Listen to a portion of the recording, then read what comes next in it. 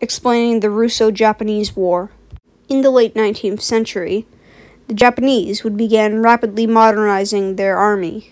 This would allow the Japanese to pursue an expansionist policy.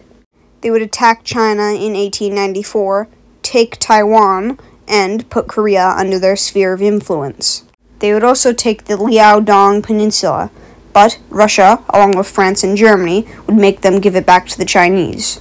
This tactic would make Japan make an alliance with the UK in 1902. Meanwhile, the Russians were in search of a warm water port in the Pacific. Like many European nations wanted to, they wanted to expand into the rapidly declining Qing dynasty of China. In 1897, they leased Port Arthur from the Chinese.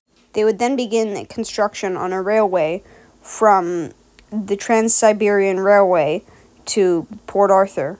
Both Japan and Russia would join an 8-country alliance, which was an attempt to crush the Chinese Boxer Rebellion in 1900.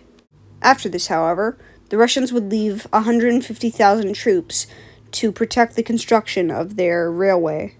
Instead of eventually recalling the troops, in 1903, even more troops were sent in. The increase in Russian troops and traders threatened Japan, so they would open negotiations with them. They hoped to get Russia to recognize Japan's hold over Korea.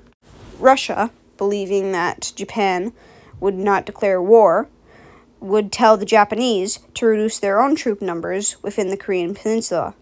Due to this, Japan, controversially, would attack a Russian fleet at Port Arthur before severing relations and declaring war on Russia in 1904.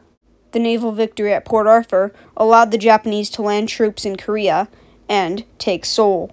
From Korea, the Japanese would cross the Yalu River and defeat the Russians, and would start marching into Manchuria. The Japanese would march into Port Arthur with thousands of troops, while their fleet would blockade it. In an attempt to relieve Port Arthur, they would send over their Baltic fleet, but on the way, they would shoot at British fishing ships, believing that they were Japanese warships in disguise. This would almost bring Britain into the war on the side of their ally, Japan, but instead, they would choose to block the Suez Canal from Russia, forcing the Russians to go all the way around Africa.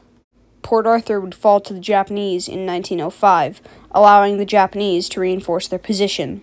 On the other hand, the Russians had a very hard time reinforcing their positions because of the many shortcomings of the Trans-Siberian Railway. The Japanese would then continue to push forward. Both the Russians and the Japanese would fight in the Battle of Mukden, being one of the largest land battles ever. The battle would see 300,000 Japanese troops go up against 340,000 Russian troops and win. Because of this battle, the Japanese would take control of southern Manchuria. In May of 1905, the Russian Baltic Fleet would finally make it to the Straits of Tsushima. The Baltic Fleet would meet the Japanese Navy inside of the Straits of Tsushima. The Japanese Navy was much smaller, but it had been equipped with British technology. The Navy had also had months to prepare for the Russian attack.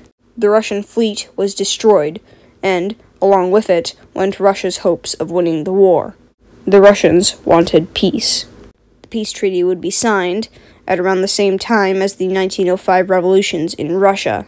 Due to the terms of the peace treaty, Russia would recognize Korea as an official part of Japan, and in 1910 it would be fully annexed into Japan, along with the fact that Japan would be given the bottom half of Sakhalin Island. In conclusion, the Russo-Japanese War was caused by the stupidity of Tsar Nicholas II, believing that Japan was an inferior nation in terms of military compared to Russia. This was untrue, and Japan would end up winning the war, humiliating Russia, and would also be the first time that a European nation was defeated by an Asian one, and would establish Japan as the dominant force in Asia. Thank you for watching this video on the Russo-Japanese War.